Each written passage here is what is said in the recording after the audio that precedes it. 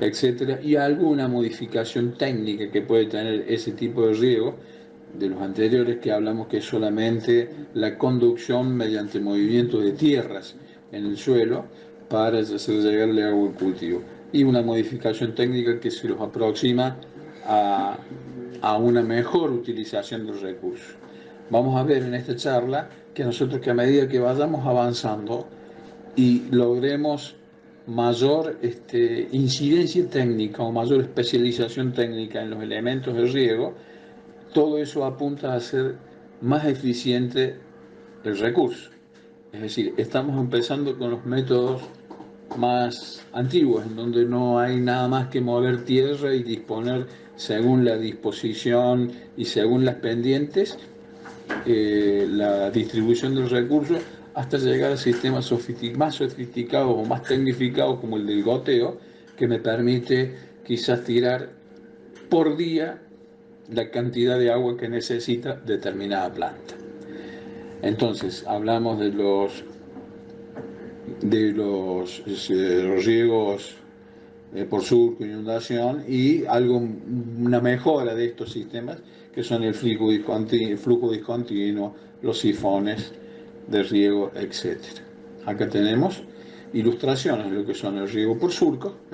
Es una reguera que va distribuyendo en surcos entre camellones la cantidad de agua necesaria. Como se verá, este es un riego por inundación, acá es un riego por melga, y esto un riego por sifones. Esto es una mejora, digamos, de estos sistemas, pero en los cuales es muy difícil determinar o dar con la lámina que yo tengo que dar en el cultivo, porque la mayoría de las veces, y vamos atentos a lo que pasa en realidad, es que nosotros disponemos de una cantidad administrada, no por nosotros en la mayoría de las veces, determinada y por una cantidad de días determinados. Entonces, ¿qué es lo que hace el productor? Trata de aprovechar todo el agua que le toca, no el agua que necesita. Muchas veces, a veces le toca de más agua, pero la mayoría de las veces le toca de menos. Acá está el riego por sifones, que es una especialización del riego por surco, en donde uno puede controlar un poquito más la pluviometría o la lámina de agua que va. Es una acequia que puede ser privada o que puede ser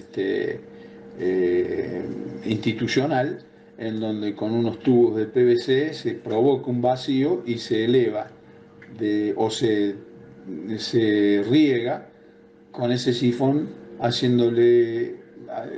largándola en un surco, en donde al tener un diámetro fijo, ese tubo, bueno, nos permite de alguna manera tener una parcial control del sistema. Dentro de los sistemas que hablábamos presurizados, habíamos visto ahí los que son gravitacionales, ya tenemos estos presurizados en los que son auxiliados por un elemento que le da presión al sistema, que es una bomba, una electrobomba, que puede ser centrífuga, que puede ser una motobomba, que puede ser una bomba sumergible, etc. Dentro de los métodos presurizados tenemos aspersión, mini-aspersión, microaspersión y goteo. Fíjense que estos sistemas están todos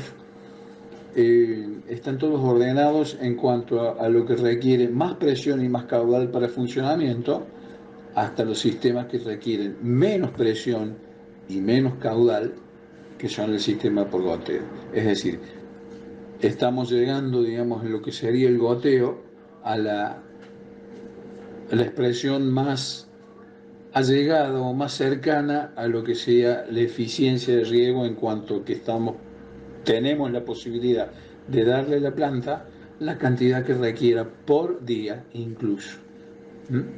Dentro de lo que son los riegos por sistemas por aspersión, vamos a nombrar el pivot central, el avance frontal, grandes equipos que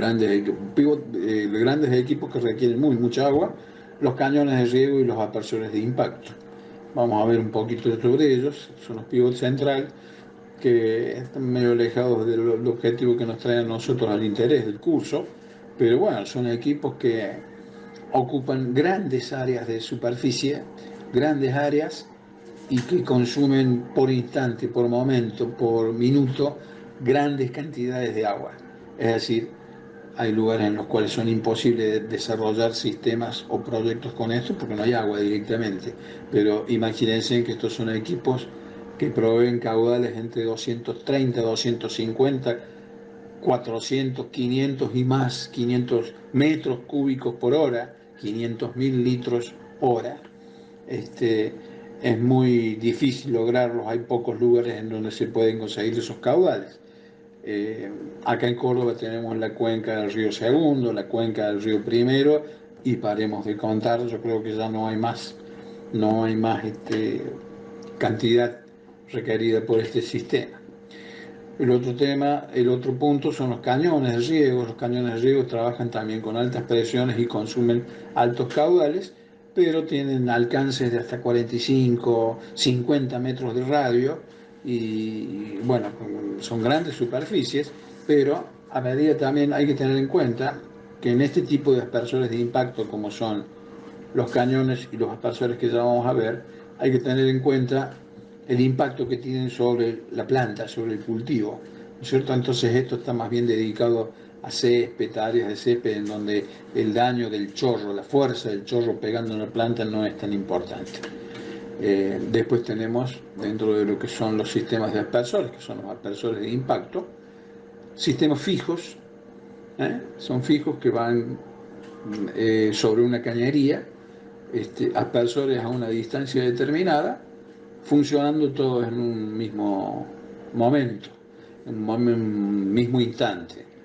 Acá podemos ver y podemos ejemplificar un poco lo que era la diapositiva anterior en donde hablábamos del cálculo de la lámina de riego.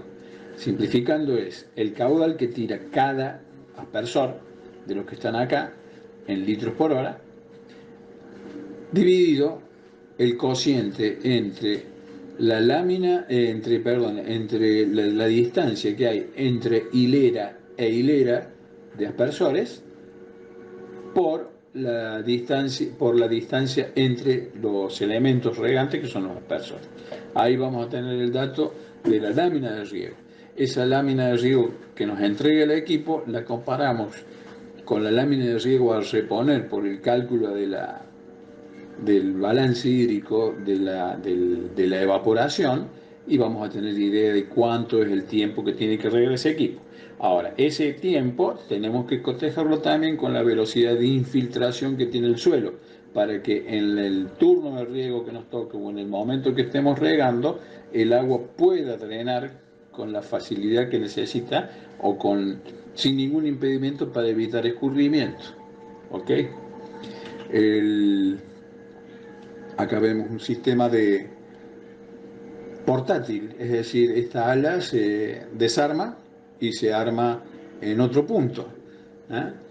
Es el mismo sistema anterior, pero nada más que no con una cañería fija, sino con un sistema de desarmado y armado en otro lugar, ¿no es cierto? Pero es aspersión.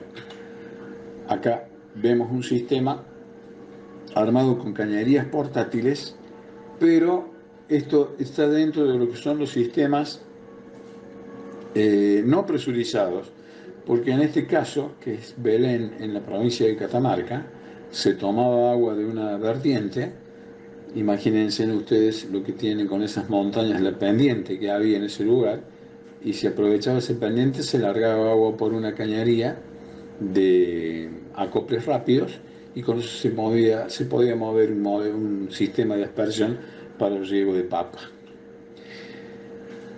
Ya bajando de presión y bajando de caudales, entramos en lo que son los sistemas de mini aspersión, muy utilizados en lo que son los cultivos hortícolas, porque el impacto de la gota, el mini aspersor, al trabajar con menos presión, el impacto del golpe de la planta, el golpe del agua en la hoja, en la planta y en el suelo es menor. Entonces nos lo hace un sistema más apto, digamos, para cultivos hortícolas en donde no necesitamos o requieren de el daño o no dañar la hoja. Y un sistema también que nos sirve para controlar la helada, por ejemplo. Ya lo vamos a ver en fotos. Pero son sistemas, como decíamos, aspersores, de no gran consumo en caudal y que no insumen mucha presión. Imagínense que los mini aspersores pueden trabajar con caudales que pueden llegar hasta los 700 litros como máximo y y tienen un alcance de aproximadamente entre 7, 8, 5 metros de radio. Esos son los sistemas de mini aspersión. Esta variante de los sistemas de mini aspersión se utiliza en el control de heladas. Ustedes saben, esta fotografía o esta serie de fotografías corresponden a Coronel Carolla en un monte de Duraznero.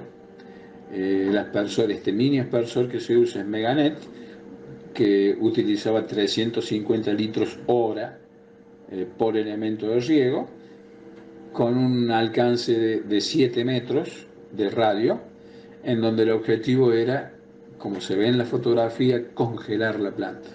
Es decir, congelarla la planta. ¿Por qué? Porque la idea es de que el brote, la flor congelada, no va a pasar o no va a bajar de los 0 grados, con lo cual eso nos garantiza de que no va a haber ruptura de tejidos. Entonces se va a salvar la flor. Si esto no hubiese sido regado, el frío de la helada de esa noche, heladas negras normalmente, lo que van a hacer es ruptura de tejido y por ende pérdida de la flor, en consecuencia pérdida del fruto. No sé si se ve bien, pero en la fotografía se ve bien cómo está como congelada la flor. O sea, flor congelada, flor que se salva.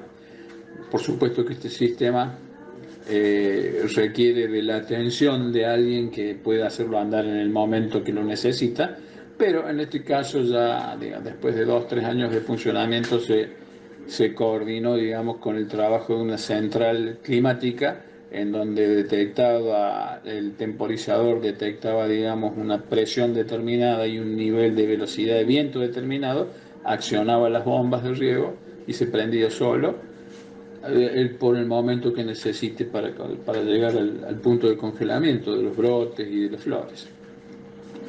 Después, por supuesto, se apagaba y se derretía solo con el transcurso del levantamiento de temperatura durante el día.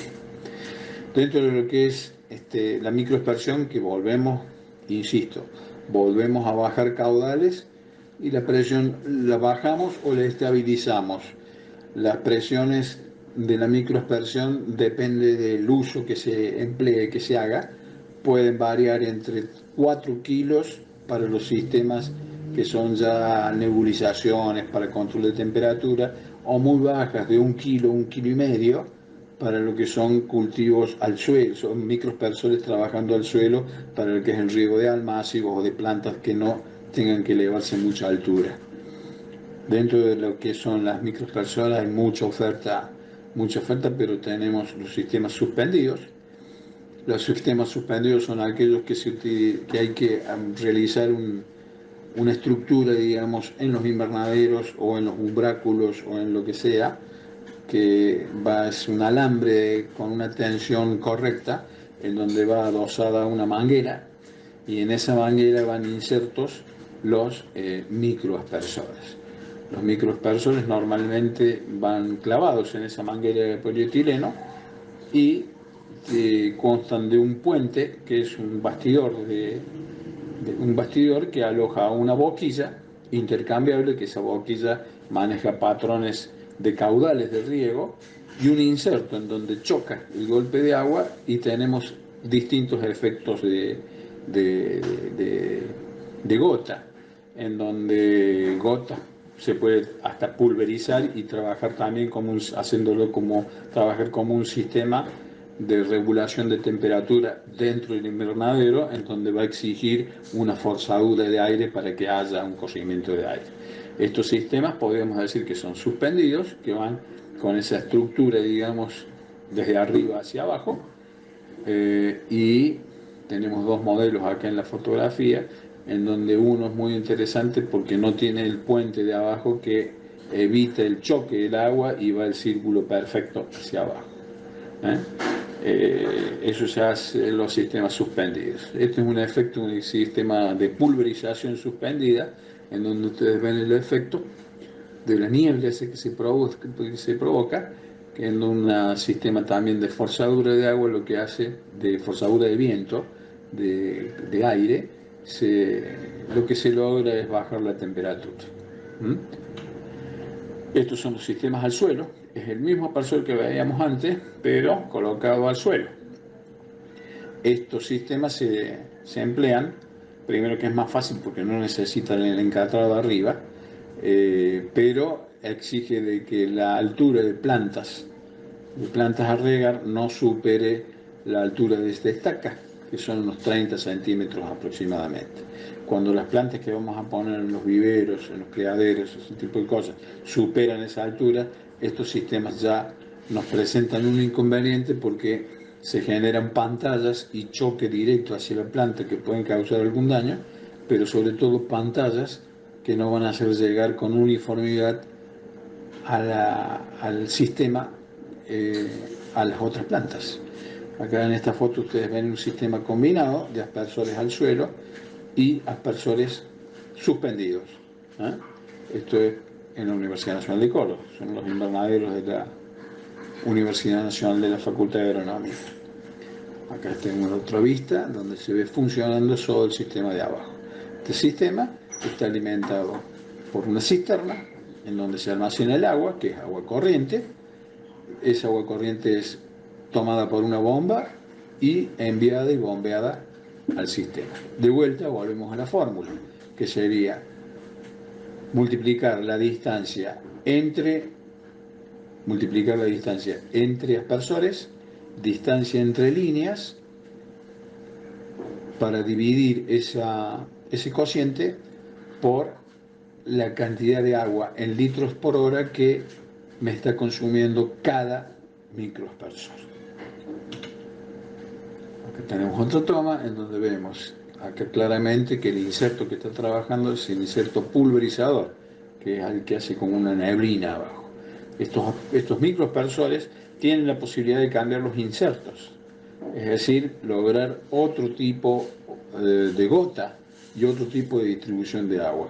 En este caso, este inserto pulverizador está logrando 1,20 m más o menos de radio, pero cambiando el inserto de eso se puede lograr con elementos giratorios, que son los otros insertos que tiene, lograr distancias o radios más amplios, de hasta 6 metros de radio, con lo cual eliminaremos líneas si es que el proyecto que se diseñe lo requiera. En este caso son canteros de cría, almácidos. Para eso viene bien esto. En este caso es otro sistema de microaspersor que se llama CoolNet, en donde no sé si alcanza a ver en la foto, pero están puestos con el sentido de que rieguen para arriba. Esto es un cono de humedad que hacen, y en este caso es un sistema de túnel en el cual se regaban microtubérculos de papa, pero a la raíz, es decir, para alimentar con agua y nutrientes al sistema radicular de la planta, no tocando la parte aérea. Esto también se hace en Córdoba, por supuesto. Estos son los elementos que veíamos recién en los túneles. Este es un elemento en cruz. Se ve un elemento de CoolNet en cruz, que indudablemente es para colgar, igual que el elemento individual, y puesto en el sentido inverso para arriba es para regar por raíces. De todas maneras, lo interesante y lo que tienen que ver acá es que cada elemento de estos microaspersores consume 7 litros hora. 7 litros hora, y trabajan con una presión importante, 3 kilos. Pero como hemos venido bajando de los 230.000 litros hora de los equipos de aspersión o pivot central a los equipos de poco empleo de caudal, al manejar menos caudal nos lo hace mucho más eficiente a la hora de determinar las cantidades, tiempos y frecuencias de riego.